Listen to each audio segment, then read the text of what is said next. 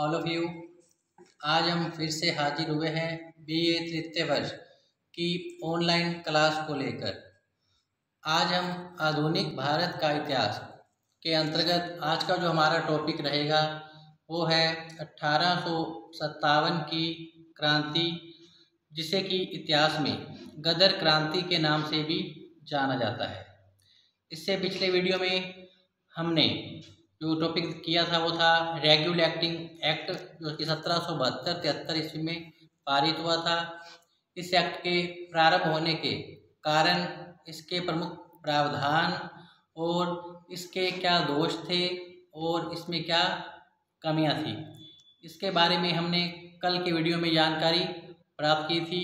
और आज का जो हमारा टॉपिक है वो है 1857 की क्रांति, जो कि 10 मई 1857 को हुई थी। यह क्रांति 10 मई 1857 ईस्वी को हुई थी। इस क्रांति को इतिहास में गदर क्रांति के नाम से भी जाना जाता है। इस क्रांति के अंतर्गत विद्रोह के जो मुख्य केंद्र रहे थे वो कुछ इस प्रकार थे। दिल्ली में जो विद्रोह का मुख्य, दिल्ली के अंदर जो था, बहादुर शाह ने क्या किया था, इस विद्रोह का नेतृत्व किया था। और कानपुर में नाना साहब ने इस विद्रोह का नेतृत्व किया था। और लखनऊ में हजरत महल ने इस विद्रोह का नेतृत्व किया था। और झांसी में रानी लक्ष्मीबाई ने इस विद्रोह का नेतृत्व किया था। जबकि इलाहाबाद में लियाकत अली के द्वारा 1857 की क्रांति का विद्रोह का नेतृत्व किया गया था। और इसी श्रृंखला में जगदीशपुर के अंदर कुंवर सिंह ने इस विद्रोह का क्या किया था, नेतृत्व प्रदान किया था। तो इस प्रकार जो 1857 की क्रांति है वो इन्हीं के नेतृत्व में संपन्न की जाती है। अब हुआ क्या था कि लॉर्ड डलहौजी के भारत से लौट जाने के बाद जो क्या हुआ, लॉर्ड कैनिंग जो था वो भारत का नया गवर्नर जनरल बनकर क्या आया, भारत में आया था। उसके आते ही भारत के अंदर क्या हुआ, एक बड़े विप्लव का सूत्रपात हुआ था, जिसे कि इतिहास में 1857 की क्रांति और गदर क्रांति के नाम से भी जाना जाता है। यह जो क्रांति है 10 मई 1857 को हुई थी। चूंकि यह क्रांति असफल रही थी, लेकिन फिर भी यह जो क्रांति है वो भारतीयों में क्या कर गई थी, स्वतंत्रता की भावना घर कर गई थी। इससे राष्ट्रीयता की भावना का क्या हुआ था, विकास हुआ था। और कंपनी शासन का अंत होकर ब्रिटिश शासन की स्थापना कर दी गई थी। और अंग्रेजों ने भारत के अंदर अनेक महत्वपूर्ण सुधार किए, चाहे वो यातायात के संबंध में हो या फिर प्रशासन के संबंध में या फिर समाज के सुधार के संबंध में। तो 1857 की जो क्रांति है वो एकदम से नहीं हुई थी, बल्कि इसके पीछे कई प्रमुख कारण छिपे हुए थे, जिसके परिणाम स्वरूप 1857 की क्रांति जो हुई थी। इसके राजनीतिक कारण, सामाजिक कारण, आर्थिक कारण, सैनिक कारण और तत्कालीन कारण जो था इसका वो था चर्बी लगे कारतूसों की घटना, जिसके कारण इस क्रांति का सूत्रपात हो गया था 10 मई 1857 को। क्योंकि यह क्रांति 31 मई को निर्धारित की गई थी, लेकिन ये क्रांति क्या थी, समय से पहले आरंभ हो गई थी चर्बी लगे कारतूसों की घटना के कारण। तो यही कारण है कि ये जो क्रांति थी वो क्या हो गई थी, असफल हो गई थी। तो इस क्रांति के जो कारण हैं वो निम्नलिखित थे।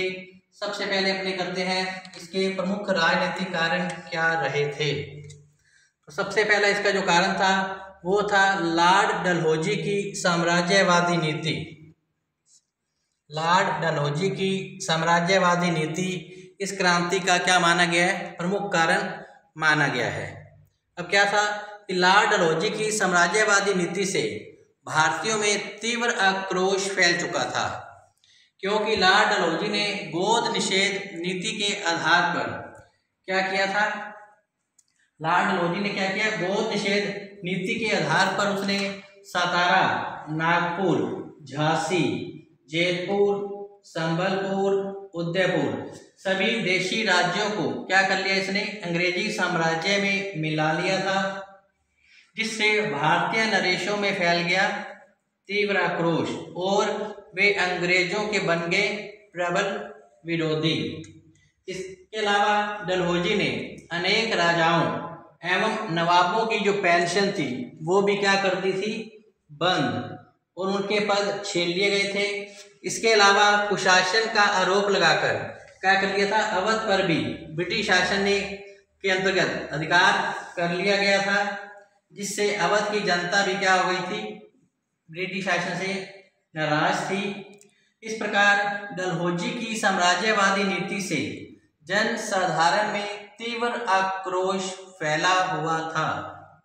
दूसरा जो इसका राजनीतिक कारण है वो है नाना साहब की पेंशन बंद करना। तो जो नाना साहब थे वो पेशवा बाजीराव का दत्तक पुत्र था। 1852 में बाजीराव की क्या हो गई, मृत्यु, और डलहौजी ने फिर क्या किया, नाना साहब की 8 लाख रुपए की जो वार्षिक पेंशन थी वो उन्होंने कर दी बंद।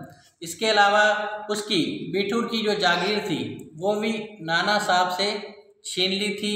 इसके कारण जो नाना साहब में अंग्रेजों के प्रति क्या था, तीव्र आक्रोश फैल चुका था, अतः वो अपने अपमान से काफ़ी क्षुब्ध था और अंग्रेजों को दंडित करना चाहता था।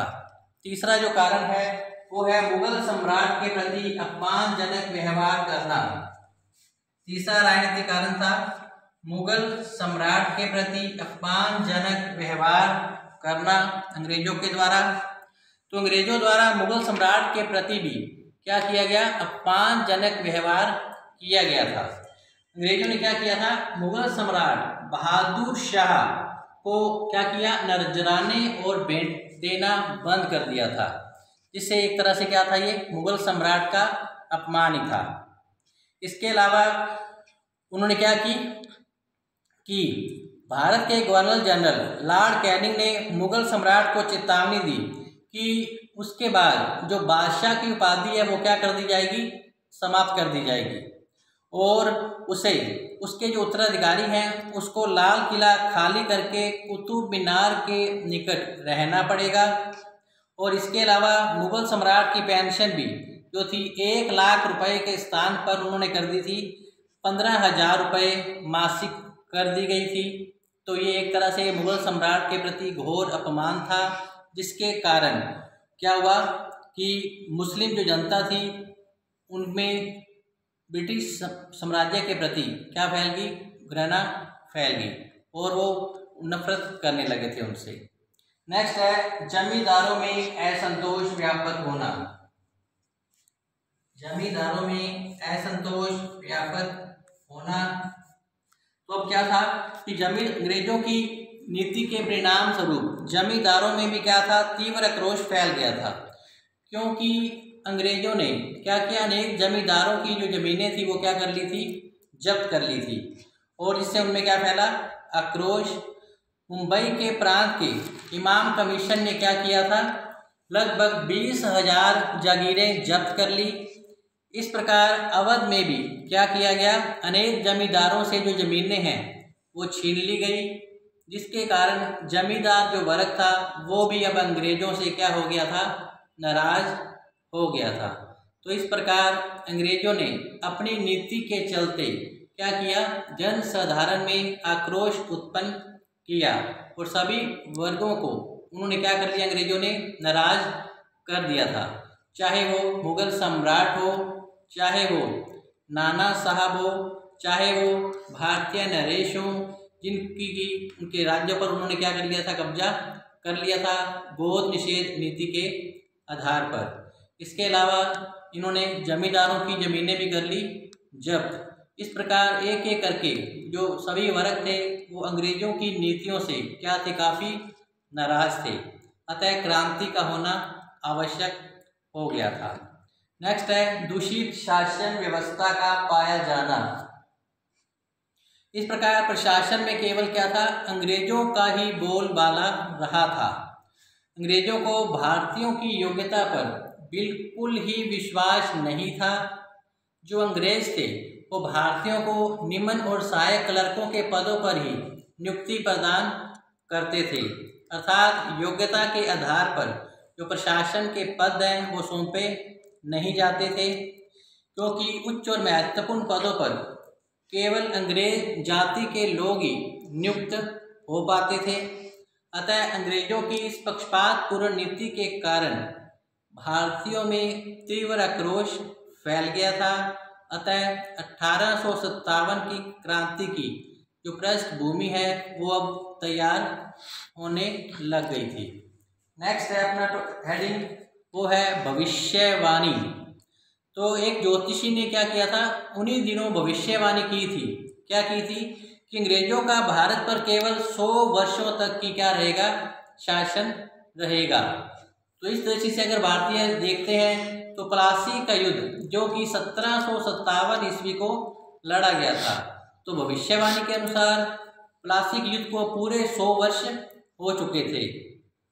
तो भारतीयों को ऐसा विश्वास था कि अगर हमारा अंग्रेजों से संघर्ष अगर होता है तो इसका मतलब तो ये है कि हम इस युद्ध में क्या रहेंगे, विजयी रहेंगे। अतः भविष्यवाणी से प्रोत्साहित होकर उन्होंने क्या किया, अंग्रेजों के विरुद्ध आंदोलन करने का निश्चय कर लिया था। नेक्स्ट है दोषपूर्ण न्याय व्यवस्था का पाया जाना। तो इसके अलावा भविष्यवाणी के साथ साथ अंग्रेजों की जो न्यायपूर्ण व्यवस्था थी वो भी क्या थी, काफ़ी दोषपूर्ण थी, क्योंकि जो अंग्रेज थे इस मामले में भारतीयों और अंग्रेजों में काफ़ी भेदभाव करते थे, क्योंकि न्यायाधीशों की अदालतों में अंग्रेजों के विरुद्ध कोई भी मुकदमा दायर उस समय नहीं हो सकता था। अतः अंग्रेज अपराध करने के बावजूद भी क्या होते थे, नाम मात्र का जुर्माना देकर छोड़ दिए जाते थे, जबकि जो भारतीय थे छोटा अपराध करने पर भी उन्हें क्या मिलता था, कठोर दंड दिया जाता था। अतः अंग्रेजों की जो न्यायिक व्यवस्था थी वो दोषपूर्ण थी, जिसके कारण भारतीय लोगों में क्या फैल गया था, तीव्र आक्रोश फैल चुका था। तो ये तो थे समाज राजनीतिक कारण, जिसके कारण प्रजा में क्या था, असंतोष की भावना थी। और 1857 की क्रांति की जो पृष्ठभूमि है वो यहीं से क्या हो रही थी, तैयार हो रही थी। अब राजनीतिक कारण के अलावा अन्य 4 कारण और भी थे, जिसके सामूहिक परिणाम से ही 1857 की जो क्रांति है 10 मई को हुई थी। तो नेक्स्ट राजनीतिक कारण के पश्चात जो अगला कारण है हमारा वो है सामाजिक कारण। दूसरा कारण है सामाजिक कारण।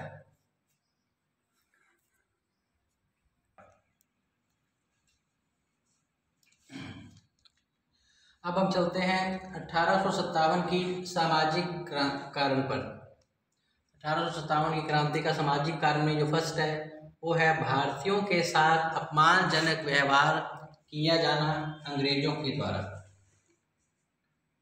इसमें क्या था कि अंग्रेजों की रंगभेद नीति और पक्षपातपूर्ण नीति के कारण भारतीयों में क्या फैला हुआ था, तीव्र आक्रोश फैला हुआ था, क्योंकि जो अंग्रेज थे वो भारतीयों को तुच्छ और हीन समझते थे।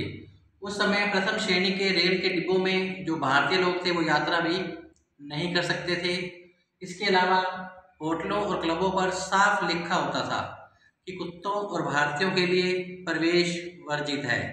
अतः इस बात से भारतीय लोगों में क्या फैला, काफ़ी आक्रोश फैला, क्योंकि अंग्रेजों के इस अपमानजनक व्यवहार से जो भारतीय थे वो काफ़ी नाराज थे।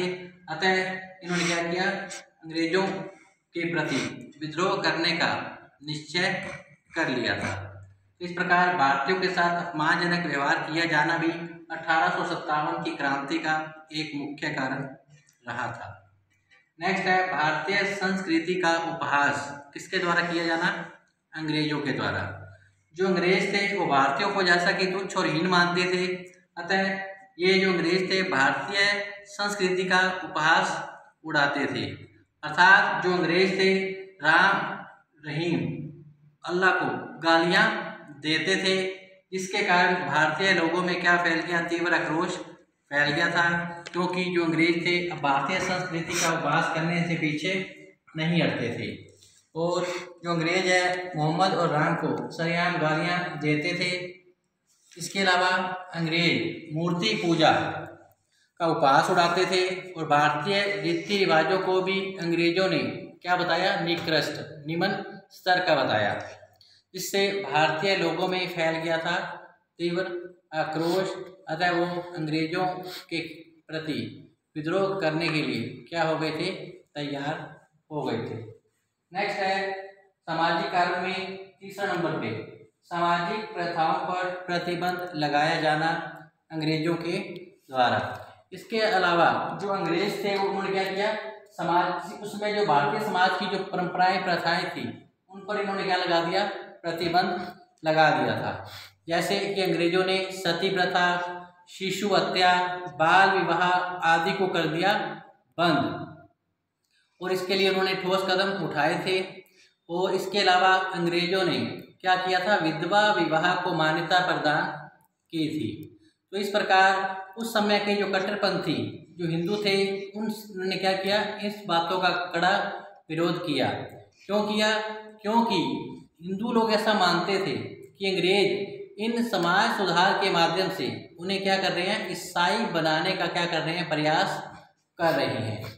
तो इसलिए वो ईसाई बनाना चाहती हैं। इसके अलावा लॉर्ड डलहौजी ने रेल, डाक, तार आदि की व्यवस्था शुरू की, जिससे भारतीयों ने क्या हुआ, असंतोष व्यक्त किया, क्योंकि उनका विश्वास था कि इससे अंग्रेज क्या कर सकते हैं, भारतीय सभ्यता और संस्कृति को नष्ट करके ये क्या करना चाहती है, अंग्रेजी सभ्यता और संस्कृति का प्रचार प्रसार करना चाहती है और भारतीयों पर पाश्चात्य जो सभ्यता है को पाश्चात्य जो सभ्यता है वो अंग्रेज भारतीयों पर क्या करना चाहती है, थोपना चाहती है। यही कारण है कि भारतीयों में तीव्र आक्रोश फैला और इन्होंने एकता के सूत्र में बंधकर अंग्रेजों के प्रति विद्रोह का झंडा खड़ा करने का निश्चय कर लिया था। नेक्स्ट सामाजिक कारण में है अंग्रेजी शिक्षा अर्थात पाश्चात्य शिक्षा का प्रचलन अंग्रेजों के द्वारा किया जाना।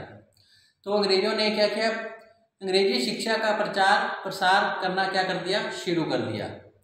किंतु भारतीय जनता ने यह समझा कि जो अंग्रेज क्या कर रहे हैं, इस बहाने उन्हें ईसाई बनाने का प्रयास कर रहे हैं। इसके अलावा अनेक अंग्रेजी स्कूलों के खुल जाने से ब्राह्मणों और मुल्ला मौलवियों के प्रभाव और प्रतिष्ठा को भी पहुंचा प्रबल आघात, जिससे जो है भारतीयों ने अंग्रेजी शिक्षा का विरोध करना शुरू कर दिया था। तो ये थे राजनीतिक कारण के पश्चात कुछ सामाजिक कारण, जिसके कारण 1857 की क्रांति की जो पृष्ठभूमि तैयार हुई थी। जैसे भारतीयों के साथ अपमानजनक व्यवहार किया जाना, भारतीय संस्कृति का उपहास उड़ाना अंग्रेजों के द्वारा, सामाजिक प्रथाओं पर प्रतिबंध लगाना, शिशु हत्या, बाल विवाह, कन्यावध आदि जो प्रथाएं थी उस पर प्रतिबंध लगाने से भारतीय काफ़ी नाराज हुए, क्योंकि उन्हें ऐसा लग रहा था कि जो अंग्रेज हैं इस बहाने उन्हें ईसाई बनाने का क्या करना चाहते हैं, प्रयत्न। इसके अलावा अंग्रेजी शिक्षा का प्रचार प्रसार करना भी जो है भारतीयों को अच्छा नहीं लगा। अतः इन्होंने अंग्रेजों के प्रति विद्रोह का झंडा खड़ा करने का निश्चय कर लिया। तो राजनीतिक और सामाजिक कारण करने के पश्चात आइए अब हम चलते हैं इसके आर्थिक कारण क्या रहे थे। तो आर्थिक कारण में सबसे पहला है आर्थिक शोषण। तो अंग्रेजों ने क्या किया, भारत का जमकर आर्थिक शोषण किया था, जिसके कारण भारत में गरीबी, बेरोजगारी और भूखमरी बढ़ चुकी थी।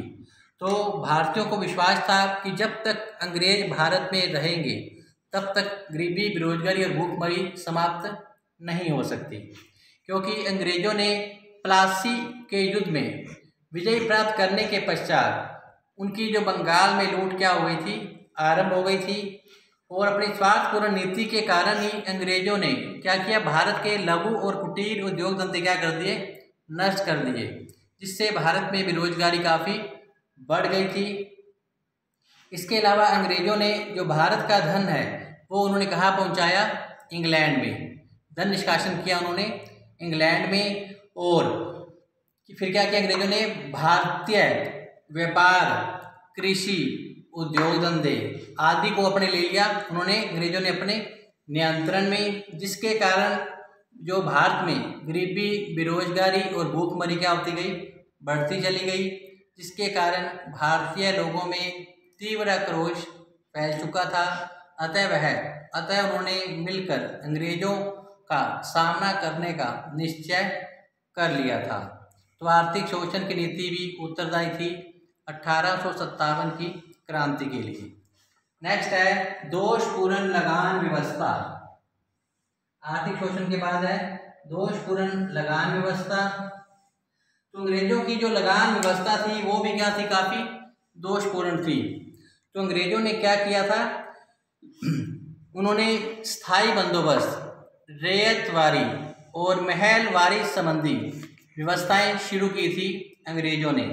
लेकिन इन तीनों व्यवस्थाओं का जो उद्देश्य एक ही था, क्या करना? किसानों का जमकर शोषण किया जाना। स्थायी बंदोबस्त के अंतर्गत अंग्रेजों ने क्या किया? जमींदारों से समझौता किया और लगान की राशि निर्धारित की। जबकि रैयतवारी व्यवस्था में अंग्रेजों ने क्या किया? किसानों से सीधा संपर्क स्थापित किया और लगान की राशि निर्धारित की कि जब तक किसान लगान चुकाता रहेगा तब तक उसे भूमि से बेदखल नहीं किया जाएगा। तो लगान की राशि भी काफ़ी उस समय ली जाती थी। इसके अलावा महलवारी व्यवस्था में क्या होता था? एक गांव के मुखिया को चुन लिया जाता था और वही पूरे गांव के व्यक्तियों के लगान चुकाने के लिए क्या रहता था? उत्तरदायी रहता था। तो व्यवस्था चाहे कोई भी हो, स्थायी बंदोबस्त जिसे कि जमींदारी व्यवस्था कहा गया, रैयतवारी प्रथा जो कि किसानों से सीधा संपर्क थी, महलवारी प्रथा जो कि एक गांव का मुखिया चुन लिया जाता था और पूरे गांव के लगान चुकाने का उत्तरदायित्व उसी पर ही था। तो सामूहिक रूप से लगान चुकाया जाता था महलवारी व्यवस्था के अंतर्गत। लेकिन ये तीनों ही जो व्यवस्थाएं थी वो क्या थी? किसानों के लिए विनाशकारी सिद्ध हुई, क्योंकि लगान की राशि क्या थी? काफ़ी ज़्यादा थी। तो इन व्यवस्थाओं से किसानों को तो कोई लाभ नहीं पहुंचा, और क्योंकि अंग्रेज़ों का जो मुख्य उद्देश्य था इन व्यवस्था से वो था किसानों से ज़्यादा लगान वसूल करना था। किसानों को अपनी उपज का 20% लगान के रूप में देना पड़ता था। तो अकाल के समय में भी किसानों को लगान से कमी नहीं की जाती थी। जो किसान लगान नहीं चुका पाते थे फिर उनकी ज़मीनें अंग्रेजी सरकार जब्त कर ली जाती थी। तो इसके कारण जो थे किसानों की जो आर्थिक दशा थी वो दिन प्रतिदिन क्या हो रही थी? खराब हो रही थी। नेक्स्ट है शिक्षित भारतीयों में भी क्या था? असंतोष। क्योंकि भारत का शिक्षित वर्ग भी था वो भी क्या था? अंग्रेजों से काफ़ी नाराज, क्योंकि महत्वपूर्ण प्रशासन के उच्च और महत्वपूर्ण पदों पर क्या था? शिक्षित भारतीय व्यक्तियों की नियुक्ति प्रदान नहीं की जाती थी और उन्हें उच्च पदों से वंचित रखा जाता था और भारतीय लोगों को निम्न और सहायक पदों पर ही नियुक्ति मिलती थी। अर्थात योग्यता के आधार पर प्रशासन के पदों पर भारतीयों को नियुक्ति प्रदान नहीं की जाती थी। अतः इस बात से लेकर क्या हुआ? शिक्षित भारतीयों में अंग्रेजों के प्रति क्या फैला? तीव्र आक्रोश फैल चुका था। नेक्स्ट है आर्थिक कांड में भारतीय धन का निष्कासन। तो भारतीय धन का निष्कासन जो है अंग्रेजों ने किया था जब उन्होंने रेल का विकास कर लिया था। तो अंग्रेजों ने क्या किया? भारतीय धन को ज़्यादा से ज़्यादा कहाँ भेजा? इंग्लैंड। धन का निष्कासन भारत से कहाँ किया गया?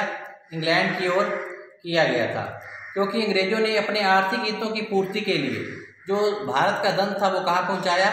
इंग्लैंड पहुँचाया, जिससे भारत में पूंजी का अभाव होने लगा और भारतीय कृषि उद्योग धंधे भी अंग्रेजों ने कर दिए थे चौपट, जिससे देश में गरीबी, बेरोजगारी, भूखमरी ये जो स्थितियां थी उत्पन्न होने लगी थी, जिसके कारण भारतीय लोगों में तीव्र आक्रोश फैल चुका था। अतः उन्होंने अंग्रेजों के प्रति विद्रोह का झंडा जो है खड़ा करने का निश्चय कर लिया। अब नेक्स्ट जो कारण है सैनिक कारण, चौथा कारण था इसका सैनिक कारण। इसमें क्या था, अंग्रेजों का भारतीय सैनिकों के प्रति अच्छा व्यवहार नहीं था। जो अंग्रेज थे भारतीय और अंग्रेज सैनिकों के साथ पक्षपातपूर्ण व्यवहार करते थे। भारतीय सैनिकों को अंग्रेज सैनिकों के मुकाबले क्या होता था, कम वेतन प्रदान किया जाता था, जिसके कारण भारतीय सैनिकों में तीव्र आक्रोश फैल गया था। इसके अलावा 1856 में क्या था, कंपनी की सेना में 2,38,000 तो भारतीय सैनिक थे, 2,38,000 भारतीय सैनिक थे, जबकि 45,332 अंग्रेज सैनिक हुआ करते थे। अतः भारतीयों को यह पूर्ण विश्वास था कि यदि अंग्रेजों के साथ उनका मुकाबला होता भी है तो उनका पलड़ा क्या रहेगा, भारी, क्योंकि भारतीय सैनिकों की संख्या अंग्रेजों से बहुत अधिक थी। तो इसलिए इसके अलावा अंग्रेजों ने क्या किया, कुशासन का आरोप लगाकर अवध को भी ब्रिटिश साम्राज्य में शामिल कर लिया था, जिसके कारण 60,000 जो सैनिक थे वो अवध के क्या हो गए थे, बेरोजगार हो गए थे। अतः उनमें भी अंग्रेजों के प्रति क्या फैल गया, तीव्र आक्रोश फैल चुका था। तो चौथा कारण कंप्लीट होने के बाद आइए हम चलते हैं इसके अंतिम कारण, तत्कालीन कारण, जो कि थी चर्बी लगे कारतूसों की घटना। इस विद्रोह का प्रमुख और तत्कालीन कारण माना गया है। तो इसमें क्या था कि 1856 में भारतीय सैनिकों को एनफील्ड नामक नई राइफलें दी गई थी, जिसमें विशेष प्रकार का कारतूस प्रयोग में लिया जाता था। इसको चिकना करने के लिए क्या किया गया था, गाय और सूअर की चर्बी का प्रयोग उस समय करते थे अंग्रेज लोग। अतः भारतीय और मुसलमानों ने इसे चलाने से क्या किया, इनकार किया, मना कर दिया इस कारतूसों को चलाने से, क्योंकि इस पर गाय और सूअर की क्या थी, चर्बी चढ़ी होती थी। फिर 29 मार्च 1857 की अंग्रेजी सेना की 34वीं रेजिमेंट के भारतीय सैनिक जो था उस समय मंगल पांडे, उसने क्या किया, इन कारतूसों को चलाने से कर दिया साफ इनकार, और उसने 2 अंग्रेज अधिकारियों को गोली से भी उड़ा दिया और मंगल पांडे को इस पर बंदी बना लिया गया। और 8 अप्रैल 1857 को क्या कर दी गई, मंगल पांडे को फांसी की सजा दे दी गई, जिसके कारण भारतीय सेना में तीव्र आक्रोश फैल गया था और विद्रोह की जो चिंगारी है वो अनेक सैनिक छावनियों में फैल चुकी थी। तो 9 मई 1857 को मेरठ में लगभग 85 सैनिकों को जेलों में बंद कर दिया गया, क्योंकि इन्होंने क्या किया था, चर्बी लगे कारतूसों को चलाने से इनकार कर दिया था। इस बात पर अनेक भारतीय सैनिक भड़क उठे और फिर 10 मई 1857 को क्या हुआ, विद्रोह का झंडा जो है खड़ा कर दिया गया। तो इस प्रकार भारतीय सैनिकों ने अंग्रेज सैनिक अधिकारियों को मार डाला और अपने साथियों को उन्होंने क्या किया, छुड़वा लिया। इसके बाद क्रांतिकारियों ने मेरठ से प्रस्थान किया और 11 मई 1857 को उन्होंने दिल्ली पर अधिकार कर लिया और भारत का जो सम्राट है वो बहादुर शाह को क्या किया गया, घोषित किया गया। तो इस प्रकार 1857 की क्रांति के राजनीतिक, सामाजिक, आर्थिक, सैनिक और तत्कालीन कारण जो है यहीं पर क्या होते हैं, समाप्त होते हैं। तो इस क्रांति को अंग्रेजों ने अपने शक्तिशाली सेना के बल पर क्या किया, इस क्रांति का दमन कर दिया था और यह क्रांति जो थी वो क्या हो गई थी, असफल हो गई थी। फिर भी इसके जो परिणाम थे वो काफ़ी महत्वपूर्ण थे। तो 1857 की क्रांति के परिणाम, इसके विद्रोह का स्वरूप क्या रहा था, इसकी जानकारी हम कल के वीडियो में करेंगे। तो इसके साथ ही आज का जो हमारा टॉपिक है 1857 की क्रांति के प्रमुख कारण, राजनीतिक, सामाजिक, आर्थिक, सैनिक और तत्कालीन कारण जो है यहीं पर समाप्त होते हैं। कल हम 1857 की क्रांति के परिणाम, और इसके स्वरूप अर्थात 1857 की क्रांति का स्वरूप यानी कि प्रकृति के बारे में चर्चा करेंगे। तो इसके साथ ही आप घर पर रहें, सुरक्षित रहें, पढ़ते रहें और इस टॉपिक को अच्छे से पढ़ें और समझें। कोई समस्या हो तो आप कमेंट बॉक्स में अपनी राय रख सकते हैं। तो इसके साथ ही यही टॉपिक हमारा समाप्त होता है। धन्यवाद।